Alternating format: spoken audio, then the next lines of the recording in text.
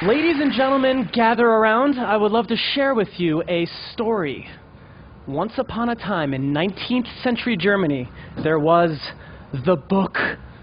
Now, during this time, the book was the king of storytelling. It was venerable.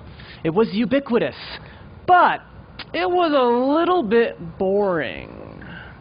Because in its 400 years of existence, storytellers never evolved the book as a storytelling device. But then one author arrived, and he changed the game forever. His name was Lothar. Lothar Meggendorfer. Lothar Meggendorfer put his foot down, and he said, "Genug ist genug." He grabbed his pen. He snatched his scissors. This man refused to fold to the conventions of normalcy and just decided to fold. History would know Lothar Meggendorfer as, who else? The world's first true inventor of the children's pop-up book. For this delight and for this wonder, people rejoiced. They were happy because the story survived and that the world would keep on spinning. Lothar Meggendorfer wasn't the first to evolve the way a story was told, and he certainly wasn't the last.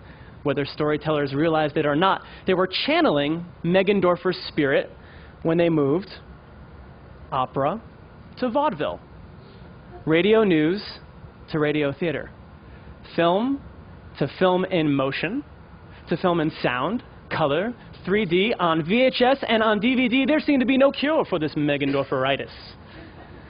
And things got a lot more fun when the internet came around.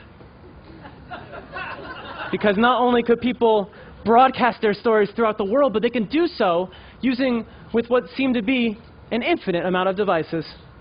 For example, one company would tell a story of love through its very own search engine.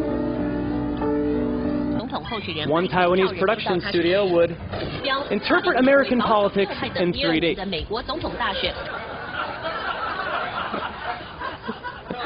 And one man would tell the stories of his father by using a platform called Twitter to communicate the excrement his father would gesticulate. And after all this, everyone paused. They took a step back. They realized that in 6,000 years of storytelling, they've gone from depicting hunting on cave walls to depicting Shakespeare on Facebook walls. And this was a cause for celebration. The art of storytelling has remained unchanged, and for the most part, the stories are recycled. But the way that humans tell the stories has always evolved with pure, consistent novelty.